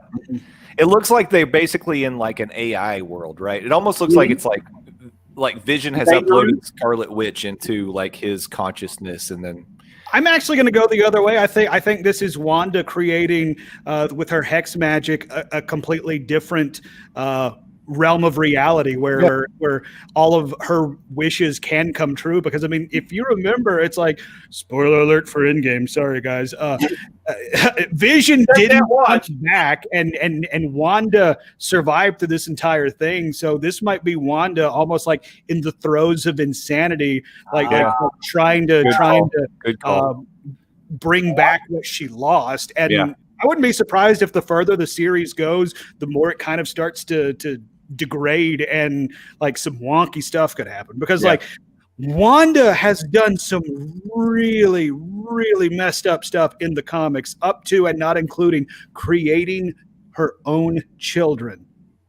two twins that she just conjured out of nothingness, and they were kids. And when Professor Xavier said, "Wanda, this isn't real, and you know it," that led to her mental breakdown, and that went into the No More Mutant storyline, where she, not to borrow a line from Thanos, went, and there was 138 mutants left on the entire planet. Yeah. Wow. I don't know why you would choose to conjure kids. It's not a good idea. Kids are the worst. Like they're loud, they're sticky, they cost money. They're very expensive. Yeah. Yeah, it's a bad idea. Across the board, thumbs down. She should Are we ready to move into Star Wars? Yeah. Speaking of, they're actually still announcing shows. Star Wars Jar Jar Binks Night Detective. That's coming in the spring of 2027. So everybody buckle up for that.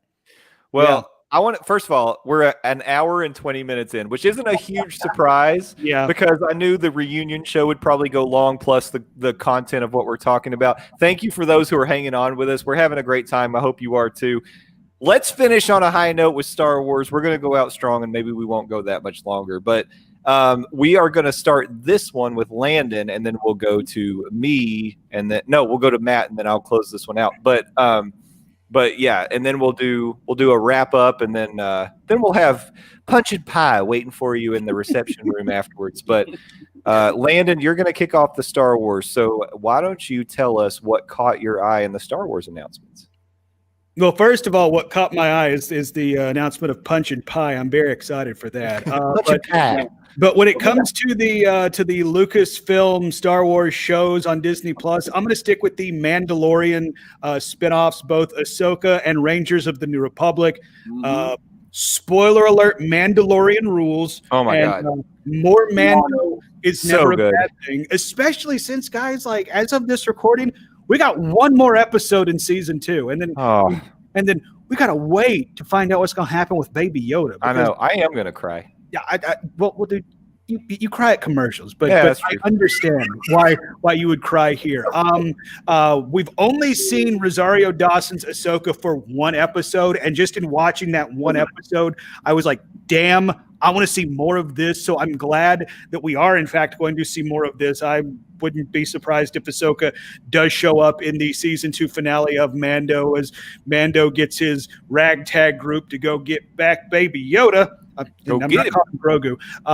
I do think there are some very interesting stories to tell in this new lawless New Republic, where they're trying to install law and order, not to borrow a line from our 33 days and counting president, but I like where they're trying to bring back, the way to do things, where they're on these outskirts, almost Firefly-esque rim planets, where the guy with the biggest gun is the one that controls everything. I think Cara Dune is an interesting character. I wouldn't be surprised if we see Bill Burr's Mayfield character show up in Rangers of the New Republic. And I also think it will be interesting as they introduce new characters, like we saw a couple X-Wing pilots show up and save Mando on that. Well, one is Dave Filoni. Really? Yeah. I did not know that. Okay. All right. Well, I mean, I'm glad I know he's involved in writing and directing it, but I'm glad he's going to be able to get some more on-screen time, or some on-screen time. I didn't realize that. Sorry. But that's funny. Yeah. Wow. That's really cool. But I do think there are some really interesting characters that they can introduce. I'm very curious to see what obscure. We just lost Matt. Apparently he got re-snapped. Weird. I think it's interesting what, obscure Star Wars rocks they're going to turn over and pull out and reintroduce into this world to make it canon again. And this is going to lead to a 3 show crossover a la CW with the Arrowverse, or Netflix Marvel show where it's going to be Mando, Ahsoka, and the New Republic show with this big epic crossover event. I think that's going to be awesome. So I'm really excited for that. And I guess since we only got one Star Wars movie announced, and I'll let y'all wax poetic on it since, I've ran my mouth a lot here, Rogue Squadron. Yeah, I'll just say this: I was a fan of the video game, so I want to see me some Star Wars dogfighting, y'all. Yes. Yeah, Rogue Squadron is going to be the big headline here, I think. I will say, yes, I agree with you, Andrew. Waiting sucks. That's the worst part of all this. Yeah, because it's the hardest thing to do. It is the hardest part. Yeah. What I heard. Yep. Yeah, man, it's crazy. I'm going to say this. Clone Wars is something that I have had trouble getting traction with. I want to love that series. I want to get into it. Season 1 is a slog, and I've always had a hard time getting into it. But I always hear people who love the series say once you get past season 1, it's so good. Yeah. And so that's what I always hear. So I am making a commitment that I'm going to get through it. Also, I want to watch all of Rebels. I loved what I saw of Rebels. I've seen a lot of season 1 of Rebels. I want to get through it because what they have created with Ahsoka, she is such an important character in this universe now. And I feel like I've got to have all that story. I want more Ahsoka because, oh my God, in case you're not watching Mandalorian, I don't know if you're living on another planet. What are you doing with your life if you're not watching Mando? Friday is Baby Yoda Fridays in my house. And it should be yours as well. It should be. But Ahsoka is incredible. And what they did with her in the last episode of The Mandalorian was so impressive because they made her such a badass. And in 40 minutes. Yeah. So I need the backstory. I want more Ahsoka. And I'm willing to put in the time with Clone Wars and Rebels to see her full story. I've read it. I know the whole story, but I want to see it myself. So that looks so good to me. And by the way, I'm just going to say this now. And by this Nerd News Cafe, I got to get out of the habit of what's going on in my head of Monday Morning Monorail. Anytime I see the title of this show, I want to read it as The Bad Bitch. And I'm like, who is the Bad Bitch? It's Ahsoka. Ahsoka's the bad bitch. She is. Yep. Yeah. But something else. She is. But the Bad Batch, I hear great things about what leads up to the Bad Batch, right? So I want to see that. I almost went with that for my pick because that trailer looked so awesome. Yeah. But I can't help. Every time I read it, I'm like, the Bad Bitch? Oh, wait. No, never mind. We're talking about the Ahsoka show? Yeah. So, okay, Matt. What caught your eye in the Star Wars Lucasfilm universe? So I hope you're gripping your seat. I am season 3 of Clone Wars and trailing hot in that.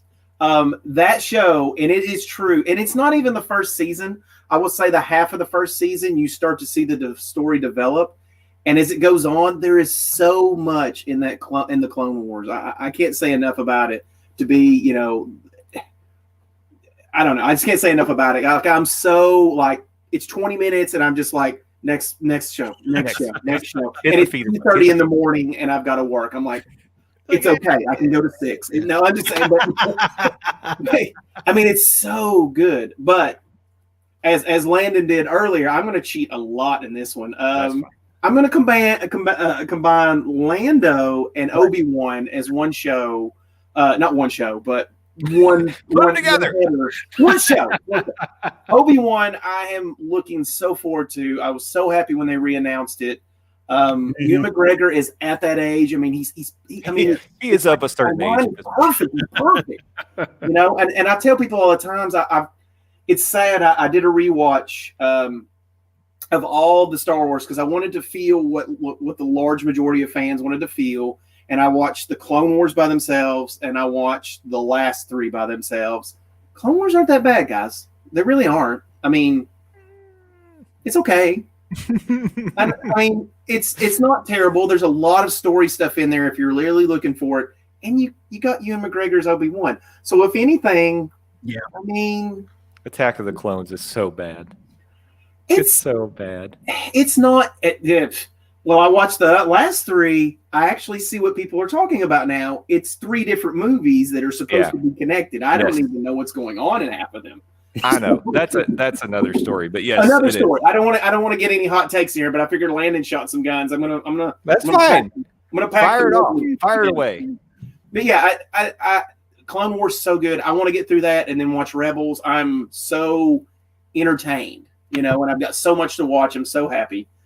But as far as Lando, I love Lando. I know they haven't said whether it's going to be Glover or Billy D. Yeah, it's going to be Billy D. But I hope it's Glover. I hope it's Glover. I do too. I do too. I love Billy D. Go back and forth.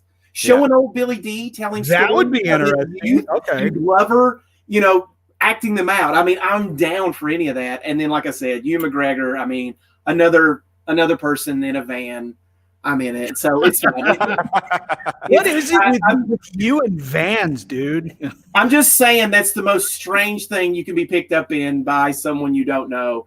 And I would just I would have a sliding door with that one. So I mean, while we're talking about Obi-Wan, because that was my TV pick as well, and the big reason is this is going to shock a lot of you. No, I'm ready. Hit me with it. I think I know where you're going. Hit me with it. This is maybe going to be earth-shattering for Nerd News Cafe, because if you know me, you know that I was not a fan of the prequels at all. I'm a huge Star Wars fan. I love it with all of my heart. But I really, really am not a fan of the prequels. But here's the deal. They announced Hayden Christensen is coming back. Yeah, they did. He will reprise his role. He's going to be part of it. How do you feel about that? Where are you at? I love it. Yeah, I'm so happy. Me too. I've been watching, arc. I've been watching, like I said, Clone Wars. And I'm like, good on that guy to get a second chance with someone who writes dialogue. Yeah. You don't think he's going to give monologues about how much he hates sand? Of course it is. Exactly. Or like Ewan McGregor's Obi-Wan was the only or one of the only good things from the prequel, and I'm super pumped to see him reprieve that role because he clearly enjoyed doing it, and I'll.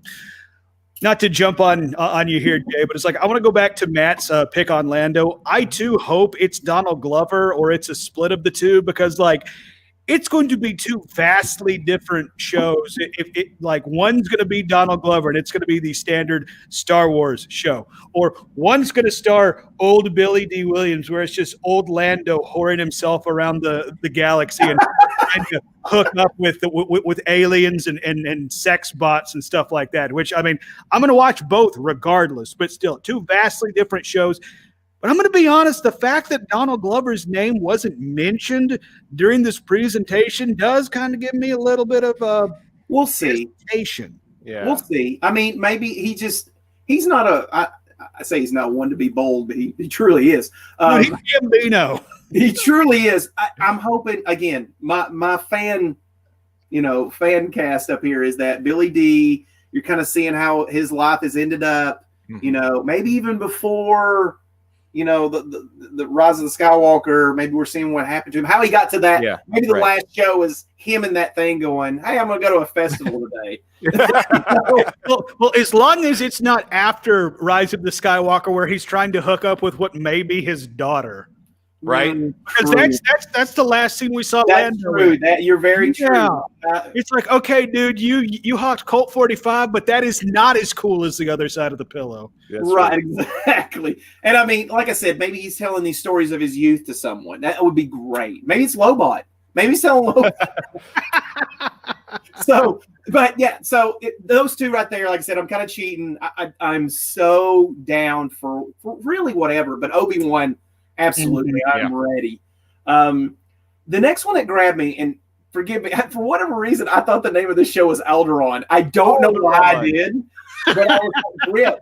And then it ended up being Acolyte once I actually read letters. Oh, yeah. Yeah, that could be cool. That could be I don't know what that is, but the minute I saw it, I was like, I'm in. Yep. I'm in. I don't know why. The little trailer you get with it's not really much. I don't know. I love the underbelly of Star Wars. It's so good. And I'll say Clone Wars does touch on that so much.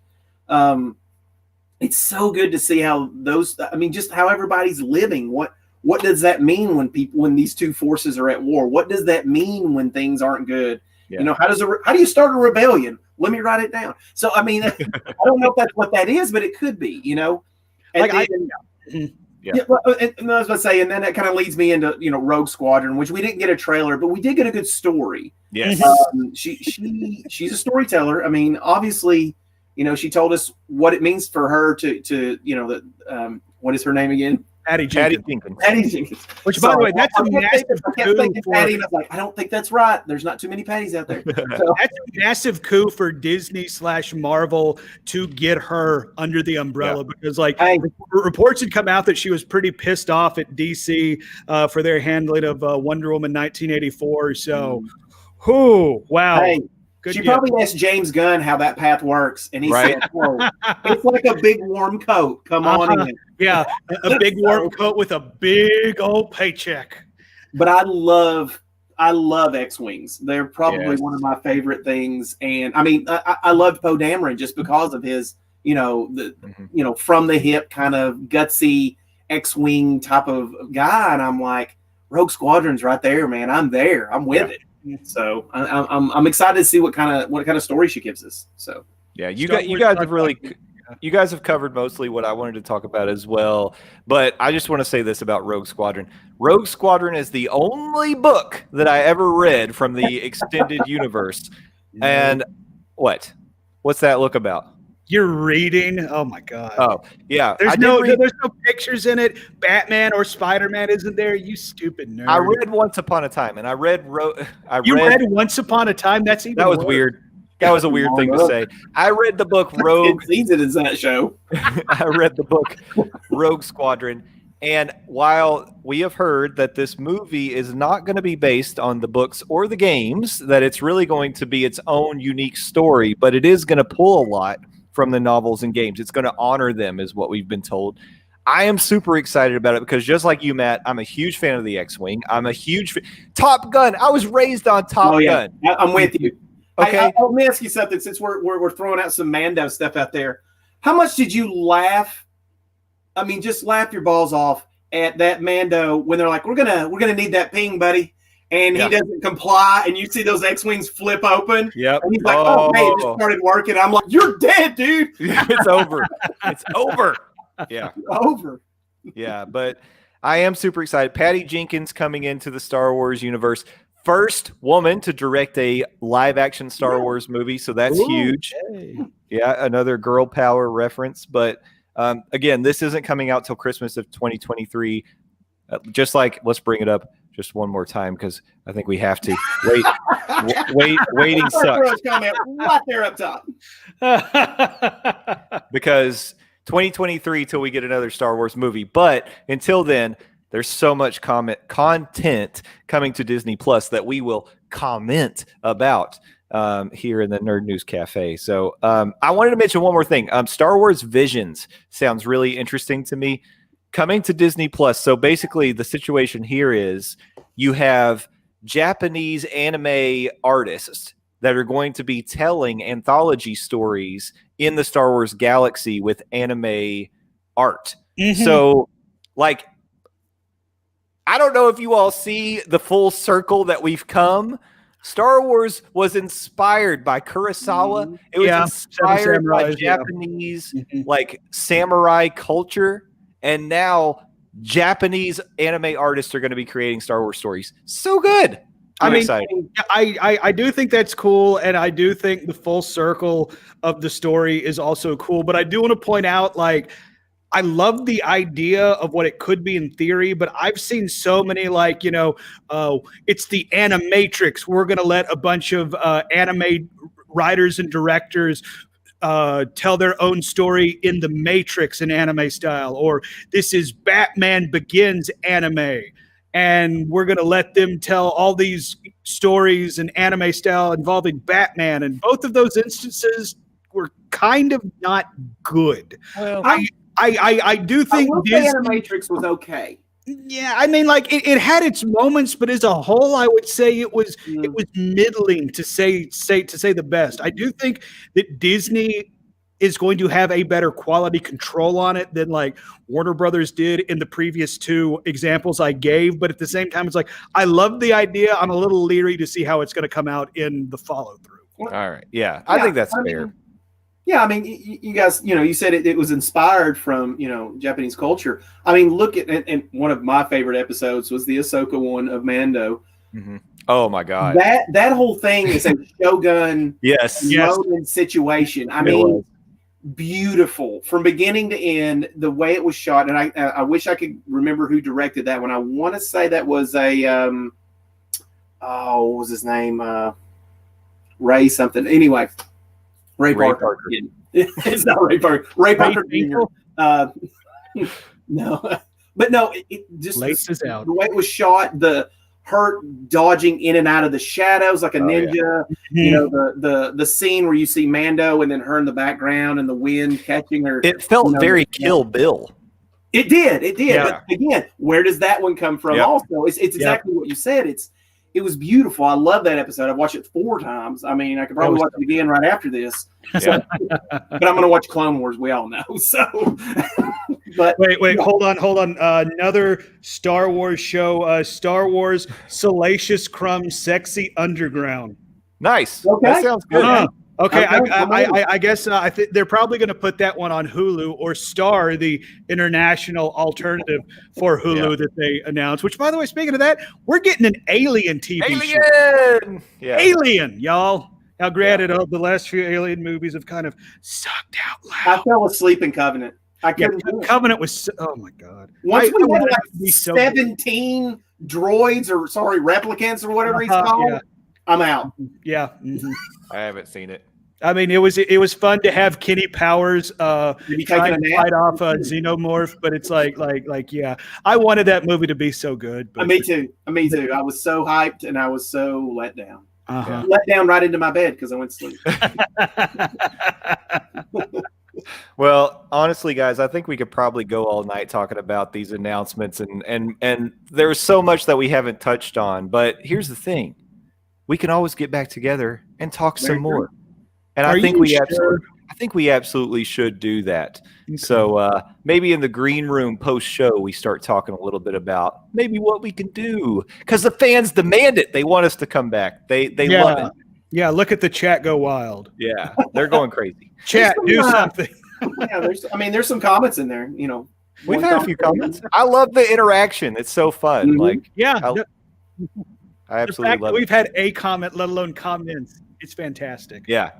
And the crowd will grow as we continue to bring them this amazing content. Wait, hold on. We got another Star Wars show. It's a Star Wars Wookiee Cookie Battle. Battle. Yeah. Oh, awesome. Apparently, that's a Chewbacca starring cooking show. My money's on Yub-Nub on that one. Sounds good. And who knows? Maybe in the future we have Trek Wars trivia return because I still have my my Star Trek and Star Wars Trivial Pursuits over here beside me.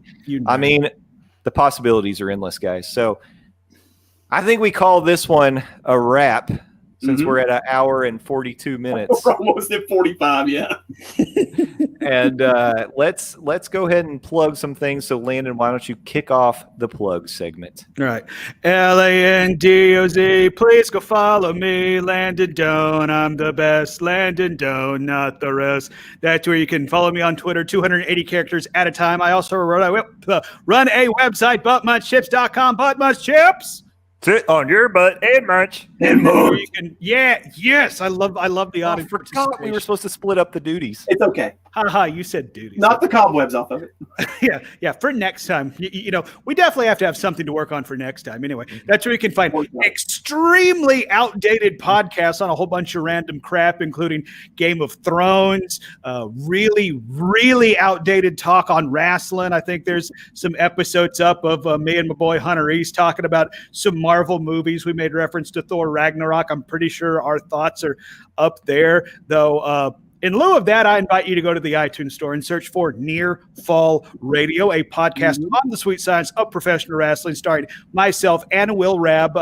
We have a newish episode that went up this week talking about, quite frankly, one of the biggest weeks in professional wrestling in a long time in the world of all elite wrestling. Not only did we get a new AEW World Heavyweight Champion in Kenny Omega, not only did said new AEW World Heavyweight Champion Kenny Omega go to Impact Wrestling, we had the return of the man, the myth, the icon, the man they call Sting to the world of professional wrestling. So myself and Rab give you our thoughts on that, as well as the latest happenings in the world of all elite wrestling. We're mostly an AEW podcast, but we do talk about WWE whenever they, quite frankly, do something so heinously anus that we feel like we need to talk about it. And boy, does Vince and company do that quite a bit. I also appear on the Monday Morning Monorail podcast, but I'm sure Jay will tell you more about that later. But thanks for listening, guys. It's been fun to get back in the cafe. Absolutely. Matt, anything to plug on your end? No. I mean, what happened to Tracking Trek? Simple job. I will say, if you have a need to tweet at me over Star Trek, I will talk about it in its length. There's several new shows out there. I'll let you find them. CBS has come home to Viacom, and now we're a whole egg, and I don't know what's in the center, but we're going to find out. Yeah, watch that stuff. And Morning Monorail, Buttmunch Chips, Near Fall Radio. Let's get it all. I'll plug it. I don't have anything. So he's my favorite guy. He plugs our stuff during his plugs. It's the best. That's right. You guys do you. That's pretty good. I'm also on the Phil Show on News Talk 98.7 WOKI radio station, locally here in Knoxville, Tennessee, streaming 6 to 10 a.m. Eastern Standard Time at newstalk987.com. Also available in the iHeartRadio app and the News Talk 987 app as well. Yeah. And I have an alternate persona. His name is Justin Monorail. He appears on the Monday Morning Monorail podcast every Monday morning. It's funny how that works. It's right there in the name. It is. My wife joins me. My wife. Oh, a classic. It's current now. There's it is. The Borat voice is funny again. Yeah, we can make fun of things. Here's Rudy Giuliani going into his pants. No. And what I'm about to say next feels weird after the Rudy Giuliani content, but my kids are on there as well. Garrett and McKenna Monorail.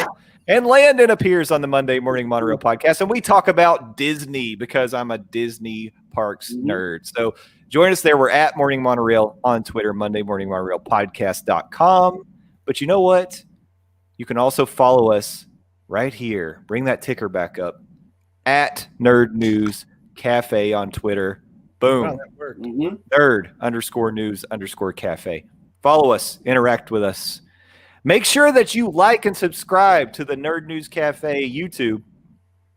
Why? Because you're going to want notifications when we go live. That's right. And we love you. And we love you. Oh, wait. No. That's your other one. This is moving very fast, but I do. Can we make that work? Are we going to get hit with that? Get a marinky dinky. Wait. Okay. Yeah. But guys, this has been amazing. I have loved every second of getting back together with you. 2 hours has gone by super fast. Mm-hmm.